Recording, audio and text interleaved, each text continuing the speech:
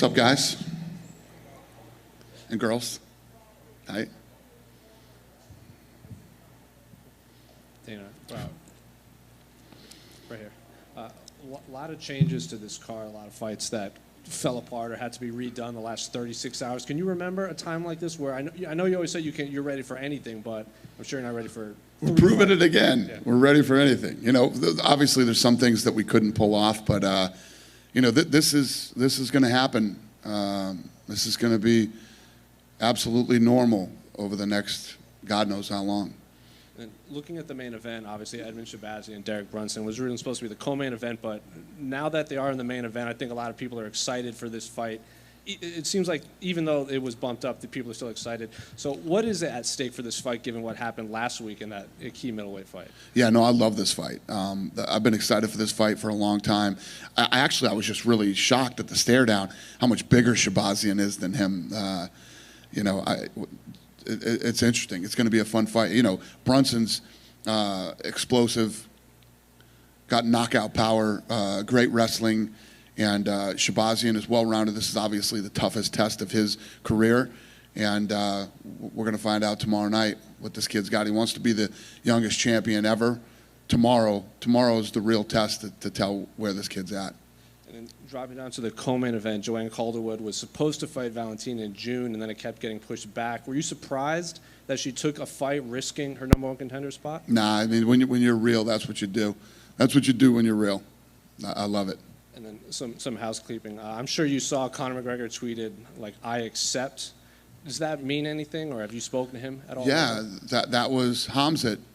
Khamzat posted, "I want Nate Diaz, Masvidal, or McGregor," and McGregor said, "I accept." That's what that was.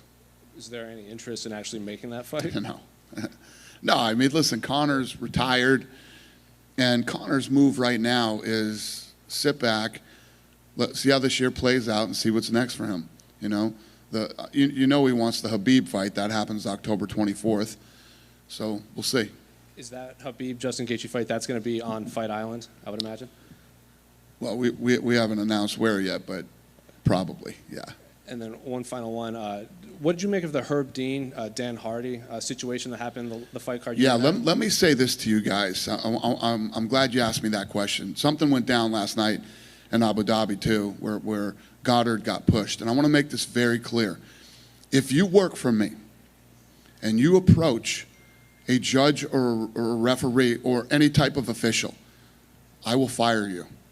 You will lose your job. You'll never work for me again if you do that. Nobody has the right to, listen, you want to criticize judges, you want to criticize referees, you didn't agree with a decision or things like that.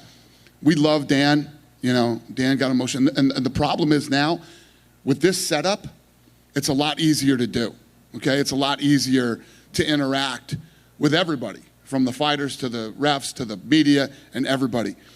If you work for me at any capacity and you approach a referee or judge or an official, I will fire you that night on the spot.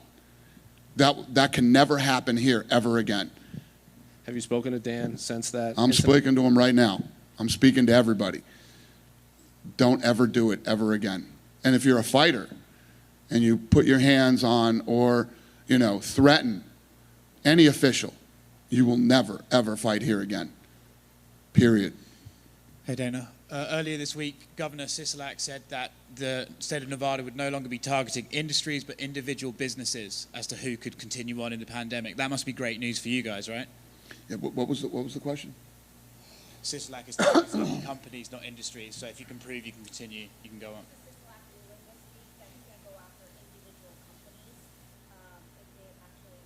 Yeah.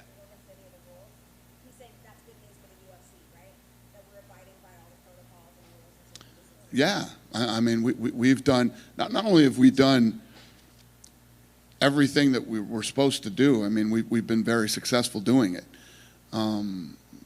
You know, you see all these other sports, a lot of people are having problems, you know, making this thing work. We haven't. Earlier this week, the Nevada State Athletic Commission released a a proposal of what they're going to talk about at the next meeting, and on it says the next UFC pay-per-view 253 could be here in Vegas. Is that correct? Correct. Yeah, we're home for a while. Cool. With Khamzat Chimaev, what do you do with him? Do you have a fight for him in August? I know you were looking at one. Yeah. We're trying to get him figured out right now. Listen, this kid wants to fight every weekend, and he's not joking. He wants to fight every weekend. And obviously, in this climate, that's tough to do, but I love that shit, and I want to do it. So I'm going to do everything. Listen, when this kid wants to fight, I'm gonna make it happen. So do you? I love guys with that mentality. This guy's the real deal. Do you sort of take your time with him like you're doing with Sean O'Malley, just sort of match him up against lower ranked guys and build him up slowly, or do you just push him up the rankings? Do you guys realize that the kid we matched him up with from the UK, the last fight he had, that dude is a badass. That guy is legit. Don't let the way the fight played out fool you. That kid was very good, and he made him look not very good. This guy's at a whole nother level. This dude is real.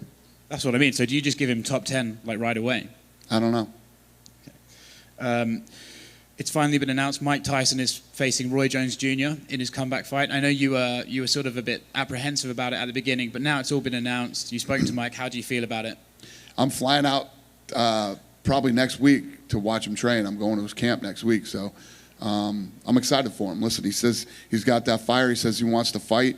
He wants this. Jones wants it. They're grown men. I'm 100% supportive. Will you be there that night? Probably not, no. How do you see it going down? I have no clue. I'll tell you what. Ask me that question next week after I go to camp and watch him train, and I'll give you an honest answer. Last one from me. I know you have no idea when fans are coming back or anything like that, but when they do you stack that card as some sort of big return event? Yeah, I mean, I always try to stack the card and make the card as good as it can possibly be.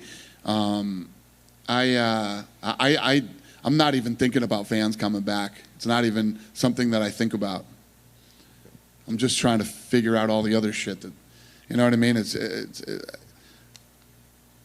I'm not even there. It's not even I mean, we were just talking about the governor saying people who don't comply and all this other stuff. I mean, we're so far from fans. It's nowhere near close. Dana, since the first run of the Fight Island has ended, do you look back on it? Are there some takeaways? What were your overall thoughts on what transpired over in Abu Dhabi? It was perfectly executed. It was fun.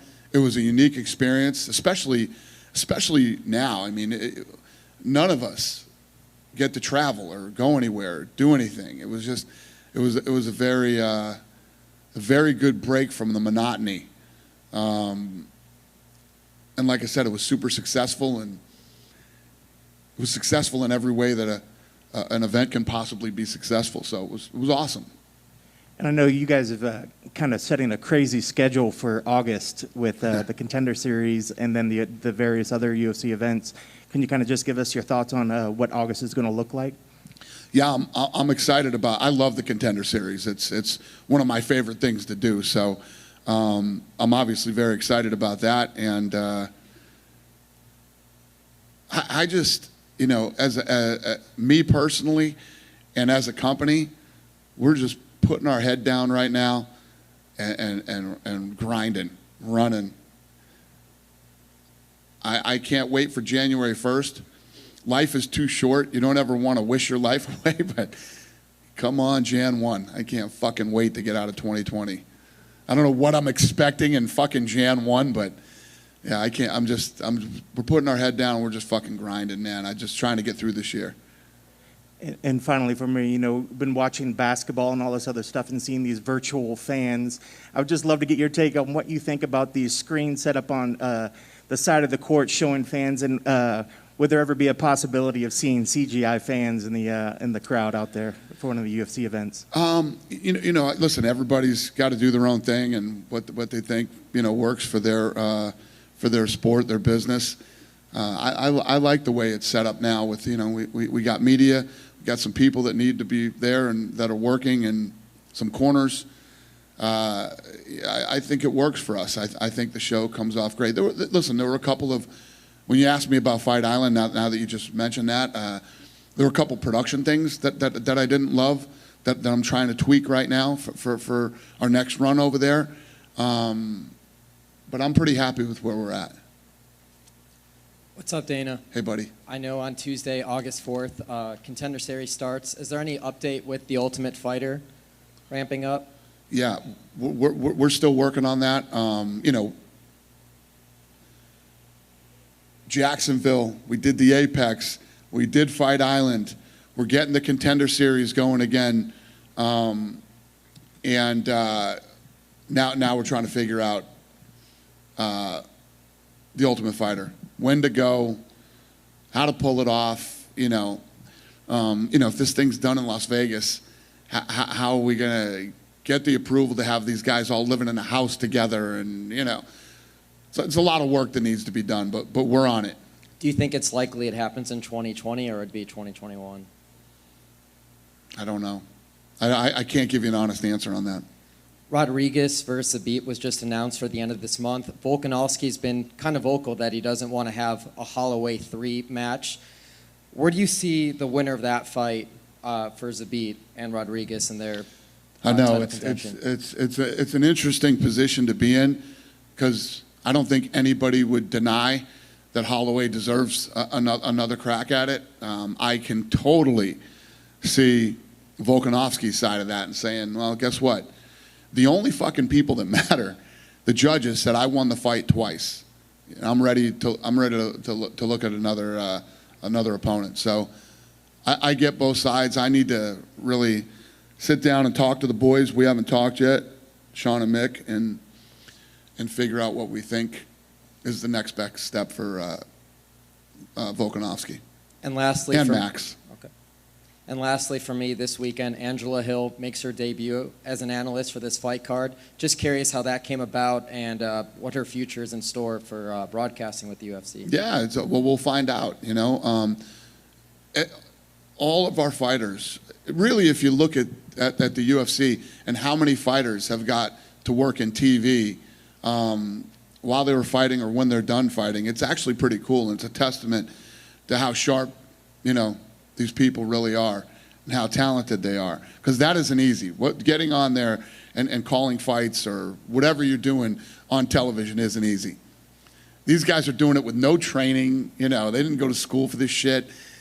And it's pretty impressive. And she, contrary to what she believes, I love that kid. I know that, in her last fight, I don't know what she saw, in the Claudia Gadelha fight, but for some reason she thought that I didn't stand up for her and that she won the fight and things like that.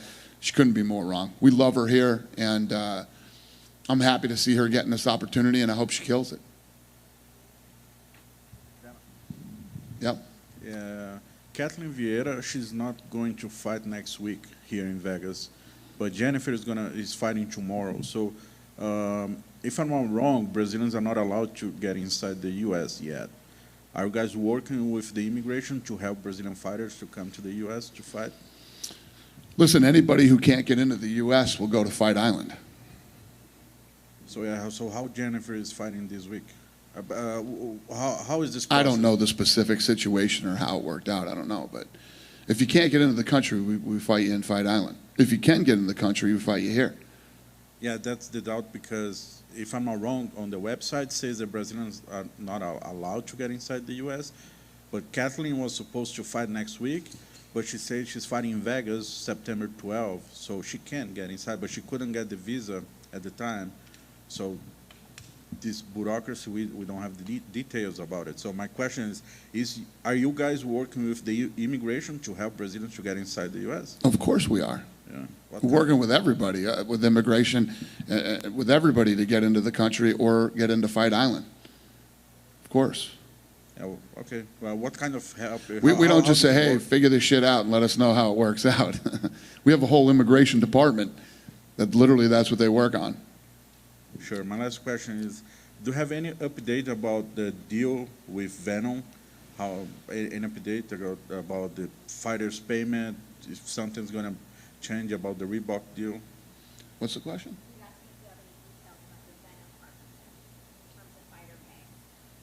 Yeah, they'll be paid.